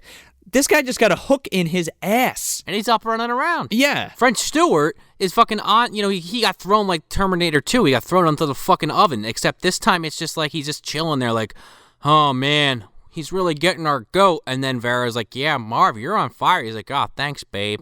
No, I mean, you're literally on fire. And he's like, oh my god, and he like flips out and I don't know, he jumps across the room or there's some Roadrunner shit. Yeah, and like he doesn't react to his ass sitting on a hot stove until Vera has to tell him twice that he's on fire. And then I presume they both run away because then Kevin runs into the party area where there's suddenly 100 people in the next fucking room who didn't hear any of this nonsense going down. Yeah. People are screaming and like pots and pans are being thrown and there's someone on fire, like no one smelled anything, no one heard anything, no one saw anything, no one reacted anything. But it all comes to, they only react because Kevin runs through and it apparently is a fucking wrecking ball. Yeah. And just starts knocking over guests left and right like he's some fucking like he's a goblin running through the fucking room that nobody can see and nobody can catch. Again, why is he doing that? Yeah, why is he being such an asshole? Like, first of all, he could totally avoid that. And why wouldn't he run straight to his dad and be like, the fucking robbers are in the kitchen? Because he had to knock over that ice statue, which conveniently happened to be fucking Mr. Prescott frozen solid. Oh my god, I forgot. What a stupid payoff for that gag. What? I didn't even realize what was happening when that like the thing fell over and there's Prescott. I'm like, where did he come from? He should have shattered into 1,000,000 pieces. Yeah, like T-1000? Oh, yeah. Yeah, they should have been like that dude from Mortal Kombat who Sub-Zero kills. Yeah, exactly. But, like, it's such a wasted joke, because it's like, we don't even spend any time with that. We see it, like, in passing once, and, like, you can't even tell what's happening with it. Well, you know what the punchline is, right? The dad yelling, Kevin! Oh, yeah, well, that's stupid. Remember when the mom did that in the first two? And, like, the way it's edited, like, something happens in the kitchen with Marv and Vera to make a noise, and then it cuts back to Kevin's dad, who then screams, Kevin. I'm like, didn't you hear the explosion, like, from 2 seconds ago? But again, like, it's not just he ran into one person. He's, like, mowing down these people. Oh, yeah. These guests, and shit is flying everywhere. Like, tables are being flipped over, because apparently Yeah. Kevin is, like, burrowing underground and, like, causing, like, the earth to be disturbed. He's like a fucking graboid going underneath there. So all that fiasco, like, goes down at the party, and it's total mayhem, and this is like one of those bad cuts. It's total mayhem, and then boom, we fucking hard cut to the end of the fucking party, and nobody's there. Yeah. And we're cleaning up, and it's like, what happened? Where did Marv go? Where did fucking Vera go? Where did the guests go? What was the outcome of this? How come we didn't find them covered in cheese and shit? Yeah, where did the 2 mysteriously spilled pots of shit go? And, like, didn't anyone notice that the like the oven is a little off because clearly someone got burned on it. Yeah. When Peter yelled Kevin, did everyone just kind of like look at each other and shrug and like, I guess that's the cue to leave? Where did those two very particular looking caterers go? I'm sure someone may have noticed them. All Kevin knew was say like, hey, where'd those two caterers go? And someone might have been like, yeah, it's a good point. They kind of showed up out of nowhere and then left out of nowhere. Natalie's like, oh, you ruined my fucking engagement announcement. Now I'm pissed because now Christmas isn't special anymore. Because now, first it's the royal family getting snowed in. Now I can't even announce my engagement. What a stupid Christmas. Well, she literally goes into Kevin's room after he gets in trouble while he's trying to go to sleep and like is a total bitch to him. She's like, hey, I tried to play nice, but, don't fuck this up for me. And he just sits there. And he's like, She goes full fucking Lawanda on his ass. She's like, you'll be going to boarding school in Baghdad. Kevin's all fucking upset, and he calls his mom, who's like sitting there like putting a tissue to her fucking eye because she's watching It's a Wonderful Life, which, we talked about previously. Me and Joe still haven't seen it. Nope. He's like, oh, Mom, what channel's it on? Channel 8? Oh, I'm going to put it on. And there's this whole like back and forth about, oh, they both love It's a Wonderful Life, and the mom's upset that Kevin's not there. They watch it every year. It's tradition. Yeah. So then there's another weird scene of Kevin's dad now watching it, and he's going to Natalie. Yeah, it's a family tradition. We watch it every year. And then Natalie has, like, one of the weirdest, like, I'm bad speeches ever. She's like, I saw it. I don't need to watch it again. And she goes, I don't understand people who watch movies more than once. I saw it. I remember it. I don't need to watch it again. I cried. I did it. And that was it. Like, that makes you a robot. Yeah. And he's like, well, it's a tradition. And he's like, well, let's start some new tradition. Like fucking. Kevin's literally that guy you were talking about earlier, Joe. He just has to listen to two people fuck. Yeah. With his mom on the phone. Prescott, too, for that matter, the poor bastard. So then fucking Kevin talks to his mom, and she's like, hi, I wish I was with you. I want to die. Bye. And then, she's like, I'm experiencing this thing that I usually go through with my son and my husband, both of whom which are not here. I mean, let's be real. She goes back in her room after watching this movie, and she looks at the rope she had hung up on her fucking closet, and she says, Kevin called me. I'll wait another day. Not tonight. But she's thinking about it for sure. More people don't believe Kevin again. And then he's like, I'll just deal with it myself. I'm like, that's what you've been doing this whole movie. You've been just dealing with it yourself because no one's listening to you. And no one's paying attention to the chaos that's happening in different rooms. But it's unwarranted because he's like, I'm going to catch him in the house. And I'm like, what? Call the police. There's cameras surrounding the fucking house and inside. You have a whole console at your disposal. Why are we trying to capture them with a pot? Yeah, and speaking of pots and pans, like, that must have been this, like, I guess the director's idea of like, oh yeah, hijinks, because every fucking trap involves a pot. Yeah, but that's like his answer to paint cans, I guess. Yeah, I guess, because it makes a loud noise. Whatever. Also, real quick, there's like this mini montage of Kevin like taking Marv's voice and again doing some fucking more blank check shit. What the fuck was this? I don't know, he's like making a fucking Mr. Macintosh whatever, and what is this? What is the purpose of this? He's taking the audio he recorded from Marv saying, like, get in the bag, Vera, and, like, you little moron. It's so that they can take the gag from the first movie, and I guess the second movie, and they just combined it together and was like, hey, remember when he had that fucking recorder? And remember when he watched the fucking Angels and Demons? Let's just combine that gag into one thing. Okay. Credit card, you got it. Yeah, so he's setting up the house for, I guess, another intrusion, even though she just called the police. And then, like, Peter and Natalie spend most of this movie walking to the stairs going, we're leaving now. Well, it's Christmas morning, and Kevin, no fucking fanfare. Kevin goes up to the Christmas tree and was like, look at all the presents, Dad. I didn't realize it was Christmas morning until he said it. And I'm like, oh. And then, like, Peter and Natalie just walk up and they're like, yeah, we're leaving. See ya. Picking up the royal family, bye. We're going to get the royals, even though, like, one of us should really be going instead of both of us, but... How about we're rich and they should just be chauffeured to the fucking house? Yeah, how about they call a fucking cab? How about they call a stretch fucking limousine to take them? I don't care what it is. Shoot the works. So yeah, they leave, and, like, Kevin tricks Prescott, who he thinks is the accomplice, into going to the basement where he locks him in because Prescott's a moron and leaves the keys in the door when he goes downstairs, even though he has no reason to trust his child and has given us, every reason. He's given us lots of time to tell us he doesn't like Kevin. So he locks Prescott in the basement, and he turns around, and there's Molly, who we've seen, like, twice this whole film. And he's like, I locked Prescott in the basement. He's the accomplice. And then Molly's like, no, I am. I'm also Marv's mother. And then I fucking checked out.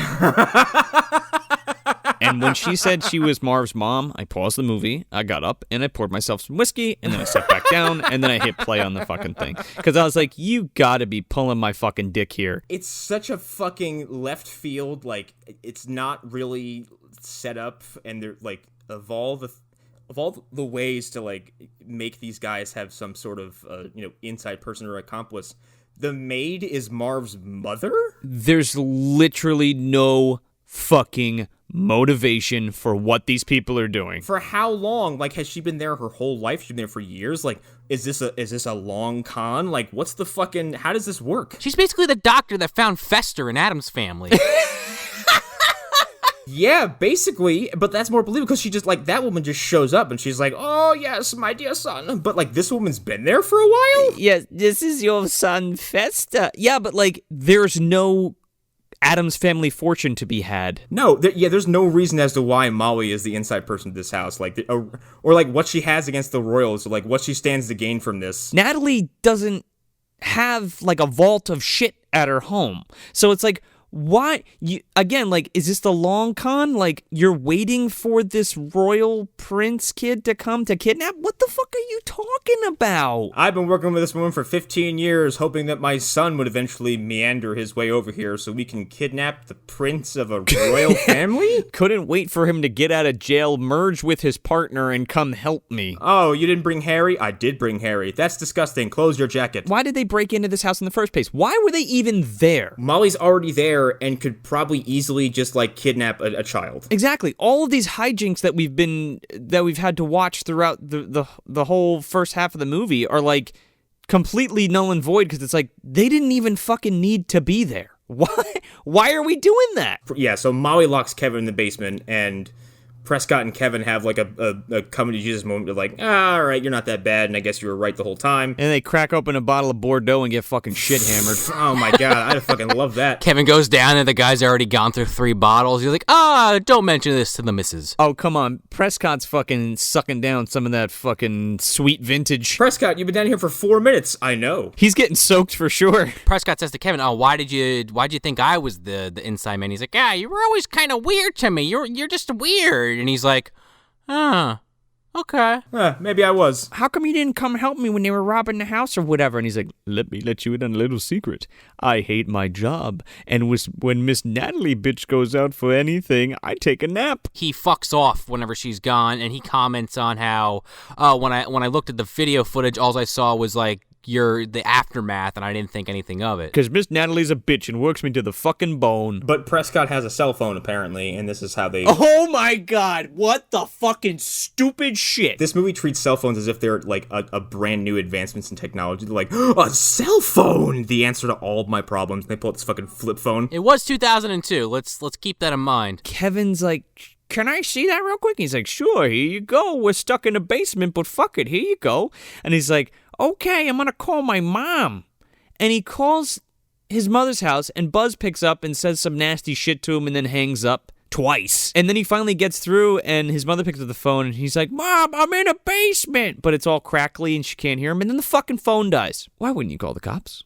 Why are we calling Mom? Why wouldn't you call the cops? And I know cell phones were lesser quality back then, but, like, you could tell me 2 phone calls went through, no problem. Third one is choppy as fuck, and then the phone just dies. So that whole exchange is the facilitator to get Mom and Dad back to the fucking house. That's it. Yeah. And that shouldn't even be a fucking thing, because you know what should happen? The fucking cops should come later, and then Mom and Dad come, and then everything is wrapped up. That would make sense. Yeah, it's done so, like, yeah, Kevin calls his mom, who then calls Natalie. Oh, no. Natalie and she just calls Peter, because Natalie and Peter are in the car getting the prince now, and his parents. And Peter's, like, doing, again, his best John Hurd fucking impression from when they're on the plane, and he's talking about how he left the coffee maker on. He's like, I don't think I forgot anything. That's weird. Kevin called and there was static? I don't think there's a problem. And Molly's like, he's with Peter. Yeah. Okay, bye. Yeah, because they call the house. That's right. Yeah, she calls the house, and then after Molly tells her that, she calls Peter. And Peter's like, what the fuck are you talking about? Kevin's not here. He's home.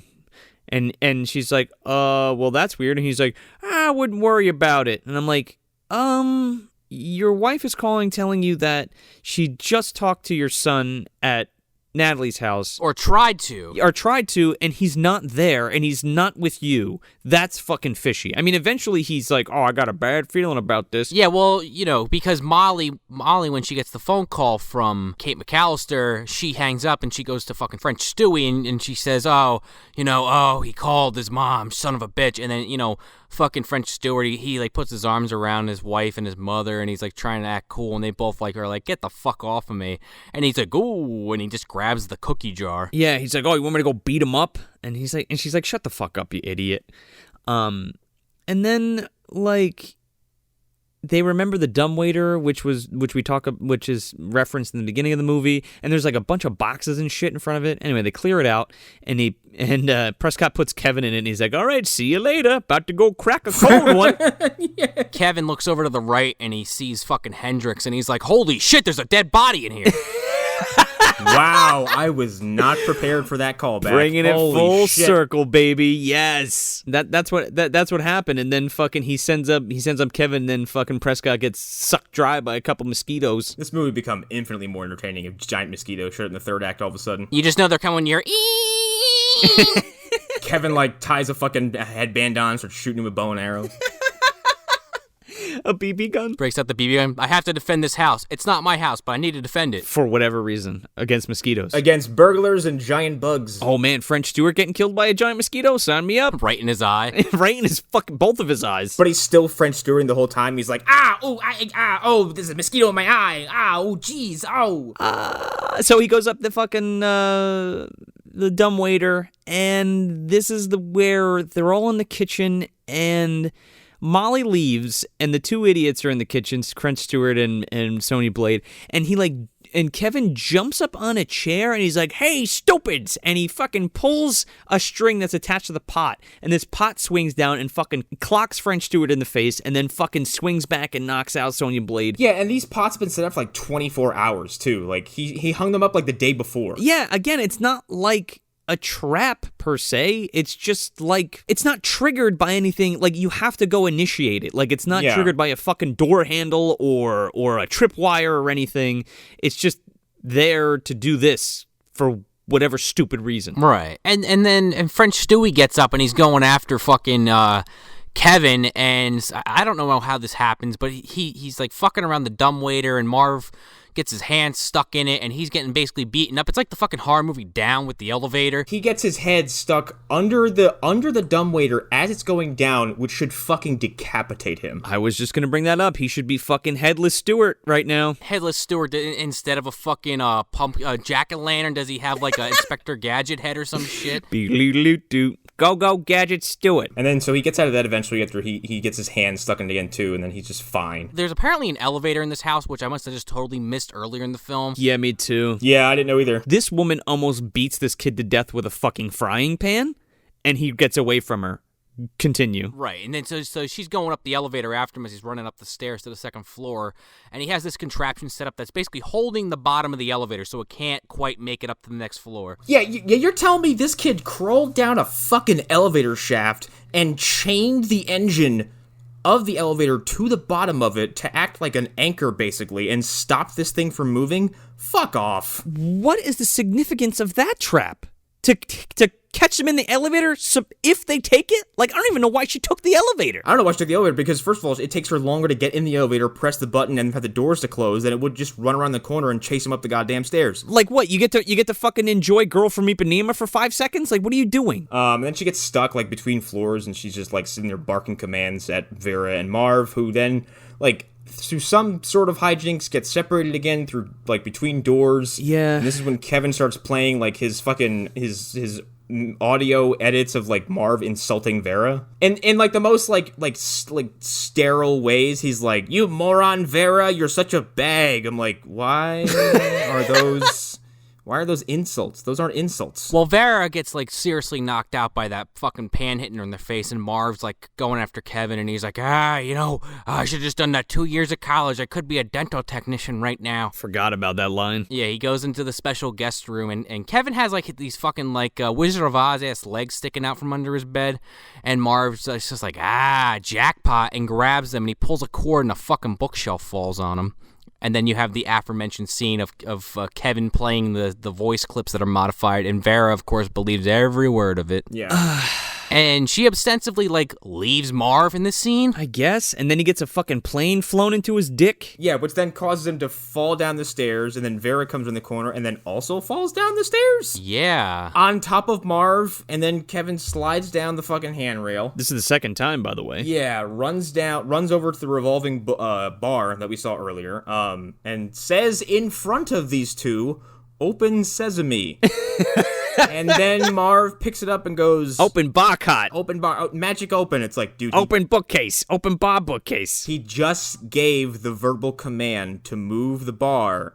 Why are you not paying attention? I don't even understand how this gag is supposed to work, because like they go into this thing, and like Vera says open sesame, so they're attached to this thing and it rotates, and then Kevin's like, he's like, rotate faster. It's like, when did you do that? I wasn't around when you programmed the bar to spin faster. Beats me. You know why this is here? Because we want to just make a fucking Young Frankenstein joke. That's literally all it's here for. No, it's here so that the actor playing Kevin can say, maximum speed semi. Sesame. This thing starts spinning around like a fucking It's like a carnival top. It's like fucking carnival music's playing. Tornado Rex. They spin like a fucking centrifuge, like their insides should come out their assholes. Oh yeah, and they get flung onto the fucking chandelier, which I thought would have like was ripped out of the ceiling and like they fall on them or something. No, they just fall off the chandelier to the floor. Also, we get none of the woo, like in in harmony the screams, the woo. Yeah, no, we get nothing special from this. Nothing like that. They fall off one at a time, and then Phantom of the Opera plays. Yeah, what the fuck? They got like funeral music. And then Kevin's like standing over them, and he's like, "Haha, gotcha." Molly comes up. She finally broke out of the elevator, and she's got I thought she had a butcher's knife, but she just has a frying pan. She's gonna beat this kid's brains in, man. Well, thank God Prescott fucking crawled up the dumbwaiter. Fucking southbound shovel slays this woman in the head with a fucking serving tray. Yeah, knocks her right the fuck out. Every gag in this movie involved a pot or pan because there's nothing else in the fucking house, Connor, like you said. Well, it's also, I guess it is actually like wrestling logic. It's loud and it makes like the noise, I guess, is what elicits the reaction, like not the hit. Yeah, but it's all Foley anyway. Like, who fucking cares? Finally, Prescott's like, we'll call the police. Well, yeah, because, Peter, he leaves Natalie at the airport to get the prince, and, the line that you guys had mentioned earlier about how, like, oh, you don't care about kids and you definitely don't care about mine. Yeah. And, Mrs. McCallister and Buzz and Megan are rushing over there, and Buzz suddenly gives a shit about Kevin? Yeah.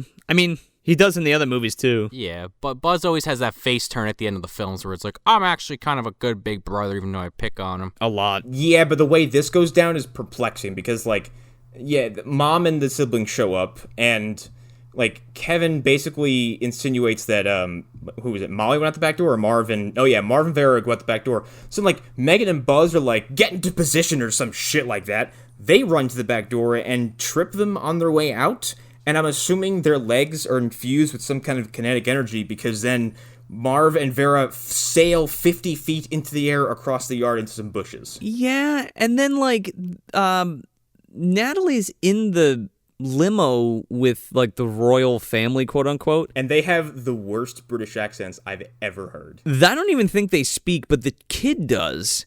And he's totally dubbed over. Oh, 100%. And I'm like, what the why? Why the fuck is this kid dubbed? And he's basically just like, what? Do you have any children at the home? What does that do at your house, rich American woman? Oh, excuse me, American woman, do you have any kids for me to play with? I know I'm supposed to be a royal, but I talk like I'm from the block. But, like, she goes, no, we don't have any kids. And I'm like, yeah, you do. You got fucking 4. Or 3. Yeah. You got 3 of them. What do you... Don't piss off the royal people. You've been waiting for them to come for, like, 5... For, like, the whole fucking week. Like, why wouldn't you just say yeah and then have them play with the kids? Yeah, and then Natalie shows up and sees fucking Marv, Vera, and Molly getting arrested. She's appalled. Yeah, she can't handle this for some reason. She's having another freak out. It's like, shut up, stop. Like, crisis averted. Yeah, like, you you literally didn't have to do anything. Yeah. You're just standing there. You lost nothing. Yeah, literally zero. You lost nothing. Well, she did lose something because Prescott, after talking with Kevin earlier in the movie, hands in his resignation because fuck you, bitch. He sure does. He's like, fuck you, madam. Goodbye. And then Kevin's smirking the whole time because he's like, I love when a plan comes together. Ugh. I love seeing women cry. Puts a cigar in his mouth. And this is the point in the movie where I just made the decision that Peter McCallister is a piece of shit. Oh, he totally is. Because Peter McCallister just decided for 8 months he was going to get his dick wet and sow his royal oats, and then he's going to return to his family, no fucking problem. He had a vacation, okay? This man was like, fuck you, family. I'm going to live it up in the fucking mansion with the fucking hot duchess or whatever. Because he's fucking this lady left and right and just spending her money like nobody's business. And then he's like, you know what?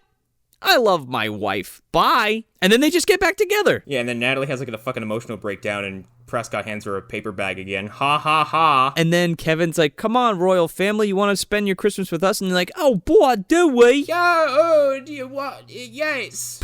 And they just presumably used Natalie's house to have Christmas in? And then the closing credits drop kick us in the face and the movie's just fucking over. Like, Well, you missed the best part, man. Oh, I forgot. What was... Music on. Snowfall.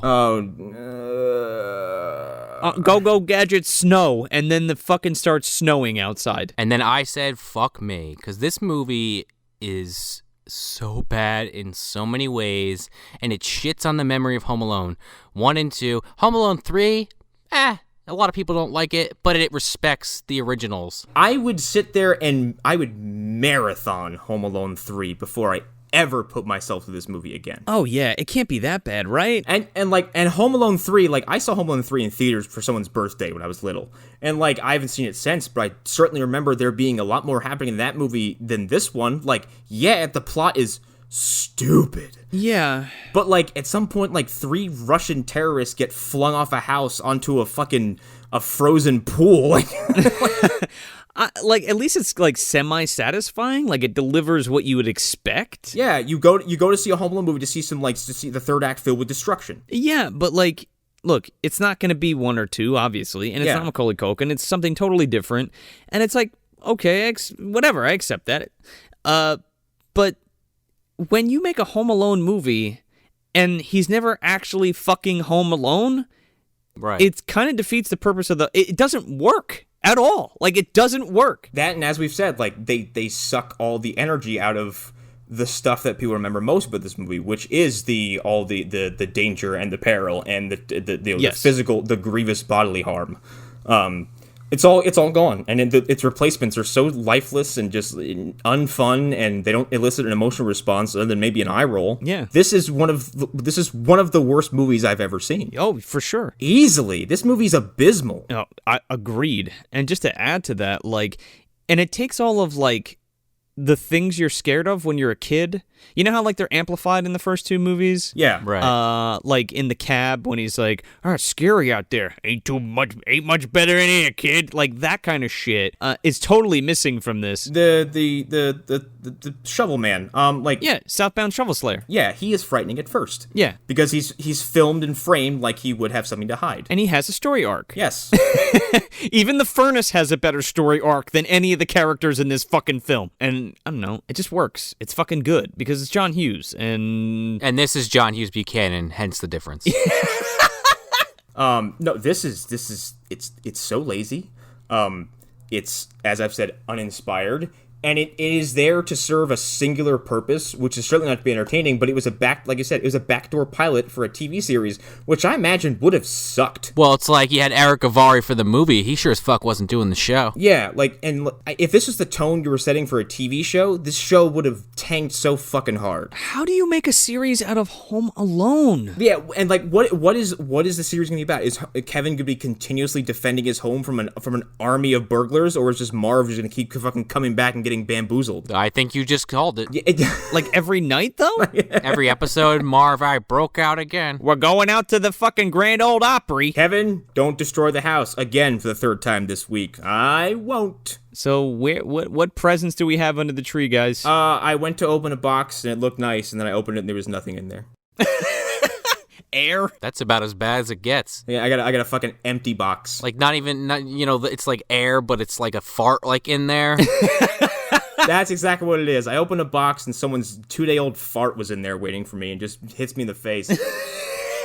And I was like, not only is this lame and uninspired, but I got nothing out of it. Thanks. This is like a bird cage, and then when I unwrap it, there's a dead bird inside on Christmas Day. Oh, we forgot to take the bird out? Forgot to feed the bird. It's one of those things where it's like, it looks like something familiar on the outside, or, oh, this could be good. Like, I know what that is. I know what that's in there. And then you take up the paper, you're like, nope, that's not what I was expecting at all, because goddamn, it's the polar opposite.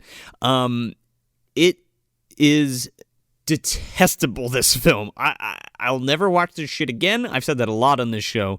But as for being the last of the first season of our first season, like this, I think takes the fucking taco for worst movie that I've watched this year.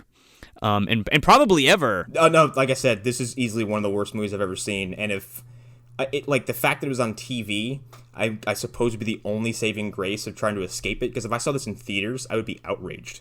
But the fact that it was on TV means people had the ability to go, nah, fuck this, and just turn it off. Could you imagine the kind of backlash this would have gotten if people had to pay to go see this in theaters? Oh my god. This would have been one of those movies you see in like a headline where it raked in like an embarrassingly low amount of money, where it's like it made like $200,000 for a national release. Didn't even break even? Yeah, like it just loses so much money. It just lost so much money. Like, and apparently there's a fucking Home Alone 5? Yeah, the holiday heist. I know that one of you fuckers is going to make us do it next year. It's got Malcolm McDowell in it, like... I'm going to put a little bit of a spin on my answer, because it's not necessarily a gift under the Christmas tree, but it is the proverbial Christmas pie.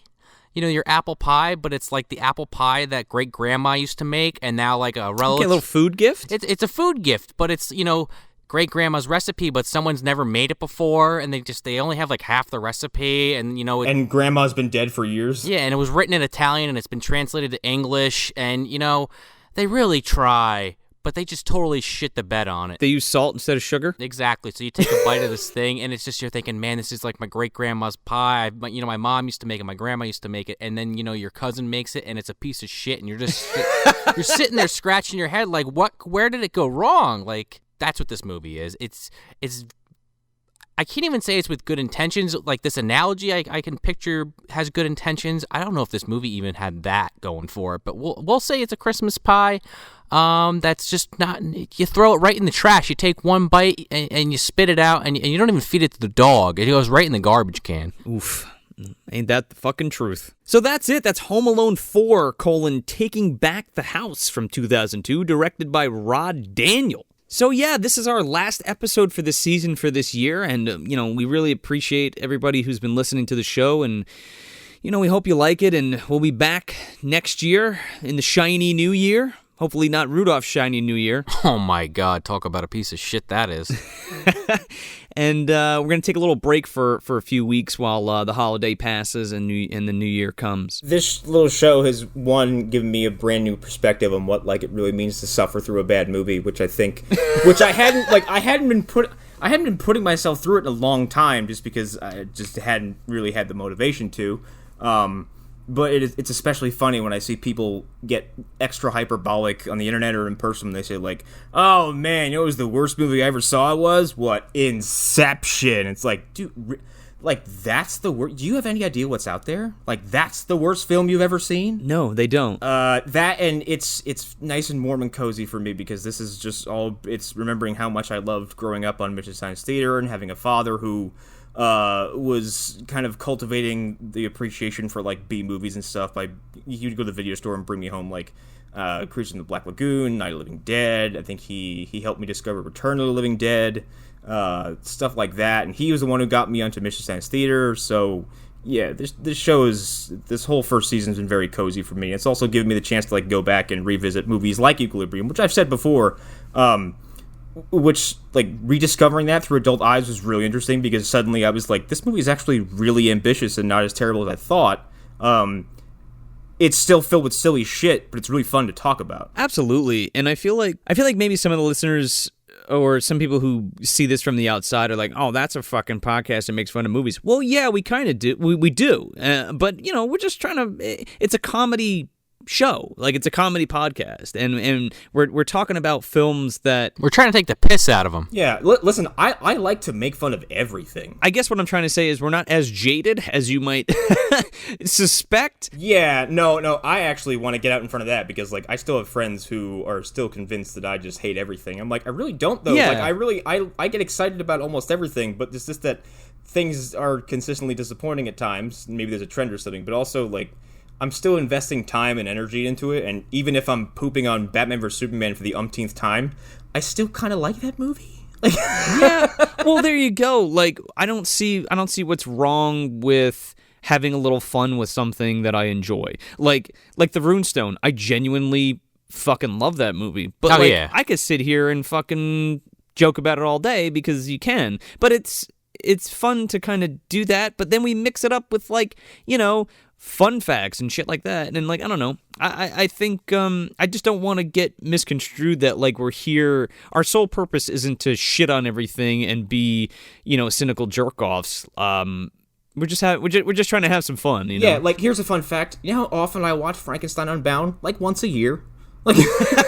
I secretly love that movie because it's weird to me and fascinating. I watch A Gnome Named Norm more than once every year, so go figure. And I mean, I don't think we've gotten out of our way to watch exclusively bad movies.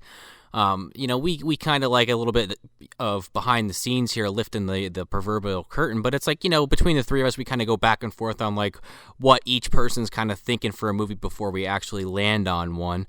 And I think the majority of the movies, I feel like, you know, maybe I'm wrong about this. I haven't, you know, gone back and done, like, you know, counted every single movie. But I feel like the majority of the ones that we watch, we did like. And then there's just like a handful of really bad ones. And then there's like in the middle, there's a few that are just like okay. But I don't think... Yeah, for sure. I don't think we necessarily are going out of our way to watch really bad movies. Like occasionally, like you have your Mortal Kombat Annihilations. You have this film we just talked about. And you have, you know... I always go back to, you know, House of the Dead because, you know, as much as you guys said this is the worst thing we ever watched, I still think that takes the cake, but it's a close one. That and, like, I am sometimes asked by, like, coworkers and stuff and friends, like, well, what's your criteria? It's like, I don't know, it has to be interesting to talk about. Right. Exactly. A movie like Mortal Kombat Annihilations is worth talking about because the first movie is pretty goddamn good, and then the second movie is not only bad for a video game movie, it's one of the worst movies ever made. Right. And it was in theaters, and I can't imagine how it was made. And it's also just a puzzling handling of a very popular video game franchise. Or something like Death Note, which is just another entry in the pantheon of, like, really confusing American remakes of anime products. Like, maybe we should stop doing that. Yeah. And it's something to unpack and kind of have a discussion about while discussing the movie and while kind of putting the perspective on what it is we like and we don't like about it while having fun with it. I think perspective's key because there's been plenty of stuff that we've watched on this show that I'll talk about how much I disliked it, and then we'll watch something that's like monumentally worse after, and I have to like walk it back a little bit. I'm like, all right, wait a minute. Monster in the Closet I did not enjoy, but maybe it's not that bad. I just think it's funny because, like, we enjoy the majority of the films that we watch. I mean, if we had to lay out this season and say, like, oh man, how many films do we hate versus what we actually liked, I don't think it's right. I think the stuff that we liked heavily outweighs the stuff we didn't like. The stuff I truly, passionately, sincerely hated is like the single digits. Yeah,